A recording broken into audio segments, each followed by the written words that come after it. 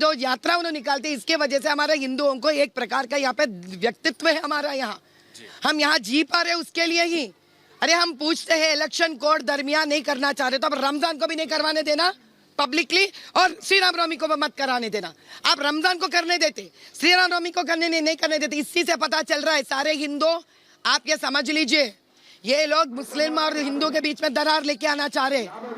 अगर ये rule follow करते हैं, दोनों कौम के लिए एक ही रूल फॉलो करना, लेकिन रमजान में वो अलग रूल फॉलो कर रहे हैं, और जब तक श्री राम नवमी आया अलग रूल फॉलो कर रहे हैं। आप क्या हमारे हिंदुओं का ये हक नहीं बनता? अरे आप तब क्या करना, जब आता है इलेक्शन तब आता, ये त्योहार मनाना बंद कर ले। अब बंद करना है तो रमजान को भी बंद करना था, सिर्फ श्री राम नवमी को क्यों बंद कर रहे हैं आप? और ऊपर से राजा सिंह भाई का तो क्या दोष है? वो तो फिलहाल अभी इलेक्शन में भी नहीं ठहर रहे, उनको तो कोड लगता ही नहीं है। तो क्यों नहीं उन्हें जयंती यात्रा निकाल सकते? उनका हक है जयंती यात्रा निकालने के लिए। हम चुप नहीं बैठेंगे इसके ऊपर, हम बिल्कुल चुप नहीं बैठेंगे। तो बीजेपी के प्रत्याशी माधवी लता को आप सुन रहे थे। इधर फायर ब्रांड नेता टी राजा सिंह ने भी सवाल उठाए और कहा कि जिस तरह का फैसला प्रशासन ने लिया है उससे हिंदुओं की भावनाएं आहत हुई हैं। सुनवाते हैं आपको क्या कुछ कहा है। पुलिस ने आपकी परमिशन, जो शोभा यात्रा रामनवमी के अवसर पर जो शोभा यात्रा निकाली जाती है उसकी परमिशन जो है वो कैंसिल कर दी है, लेकिन आप फिर भी कह रहे हैं कि आप शोभा यात्रा निकालेंगे। आप इसको किस तरह से देखते हैं? देखिए, शोभा यात्रा को रोकने का प्रयत्न ये पहला नहीं है। जब हम पार्षद थे तभी भी कांग्रेस की सरकार थी, तभी भी बहुत सारे केसेस कांग्रेस की सरकार ने हमारे ऊपर लगाए, हमें इनलीगल केसों में फंसाया, जेल में डाला गया, तब हम नहीं रुके। तो अब क्या रुकेंगे? अभी फिर कांग्रेस की सरकार है तेलंगाना में, और जहां कांग्रेस की सरकार रहती है वहां पर तो हिंदुओं पर अत्याचार होगा ही, हिंदू फेस्टिवल को रोकने का तो प्रयत्न होगा ही। आज रेवंत रेड्डी जो रामनवमी शोभा यात्रा को जो रोकने का प्रयत्न कर रहे हैं वो दारुस्सलाम के आदेश पे ही कर रहे हैं। लेकिन रेवंत रेड्डी जी को कहना चाहूँगा, हम केसीआर जैसे राक्षस से नहीं डरे तो तुमसे क्या डरेंगे? शोभा यात्रा निकलेगी और धूमधाम से ही निकलेगी। तो आप ये कह रहे हैं कि ये जो ऑर्डर जो कैंसिल किया है शोभा यात्रा निकालने का, वो आप कह रहे हैं कि रेवंत रेड्डी जो कांग्रेस की सरकार और MIM ने मिलकर किया? बिल्कुल, ये दारुस्सलाम से आदेश आया है रेवंत रेड्डी को कि भाई इनकी शोभा यात्रा रोकी जाए, क्योंकि शोभा यात्रा में लाखों की संख्या में राम भक्त आते हैं। और आज असदुद्दीन ओवैसी का जो पार्लियामेंट क्षेत्र है यही गोशामल विधानसभा, और जीरो में चल रहा है असदुद्दीन ओवैसी। आज बहुत सारा वोटर उनसे नाराज़ है, तो इस शोभा यात्रा से उनको कहाँ नुकसान ना हो जाए, वो उनकी छोटी सी गंदी सी सोच है।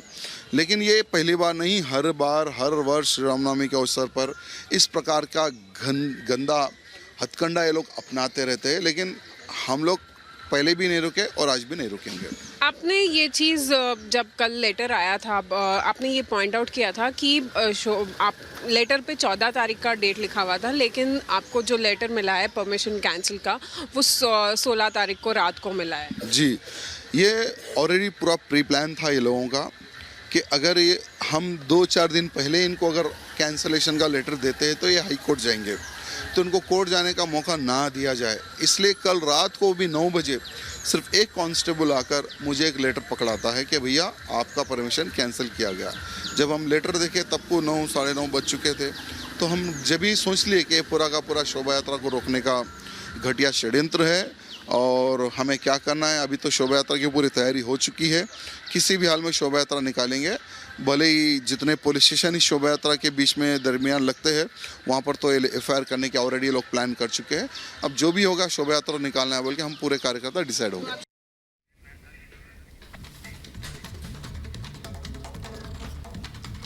वहीं अकबरुद्दीन ओवैसी को सीधा जवाब माधवी लता की तरफ से दिया गया है। ये कहा गया है माधवी लता की तरफ से कि वो सिर्फ जहर उगलना जानते हैं। इस वक्त की बड़ी खबर आपको बता रहे हैं, जिस तरह से बयान अकबरुद्दीन ओवैसी का आया है उस पर पलटवार किया है। माधवी लता ने कहा है कि सिर्फ जहर उगलना जानते हैं अकबरुद्दीन।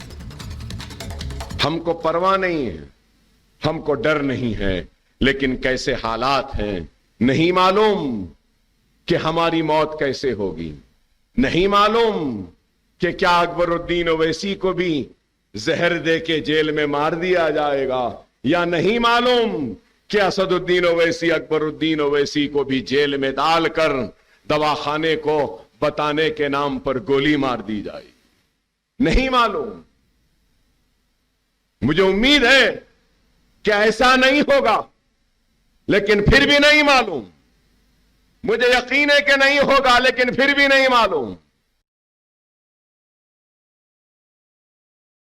क्यों गलत काम क्यों कर रहे हैं ये लोग? पहली बात, क्यों कर रहे हैं गलत काम? जेल काली पर जेल का कोई काम दाम नहीं है क्या? जेल वालों को बड़ा पड़ता हुआ जेल, लोग गलत काम करते रहते तो अब इनको लेके आया तो वीआईपी ट्रीटमेंट भी देना पड़ता, सरदर्द है पुलिस वाले को ऊपर से। तो फिर ये लोग गलत काम क्यों करना? जाके क्यों बैठना? फिर वहां पे फिर पूछते बिरयानी दी है नहीं दी है, फोन दिया है नहीं दिया, ये सब पूछते, वो लोगों को तंग करते भी ये लोग पुलिस वालों को।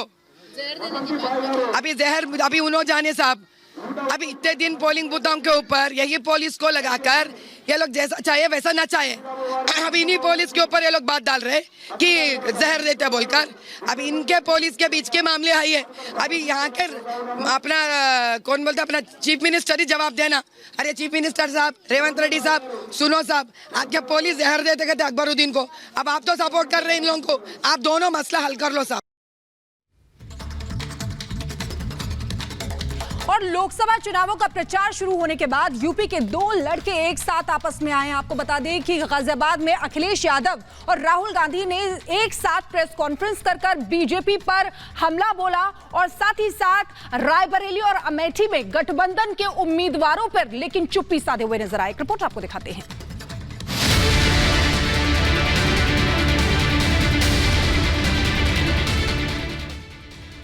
समाजवादी पार्टी के अध्यक्ष अखिलेश यादव और कांग्रेस नेता राहुल गांधी बुधवार को गाजियाबाद में सालों बाद एक साथ मंच पर नजर आए।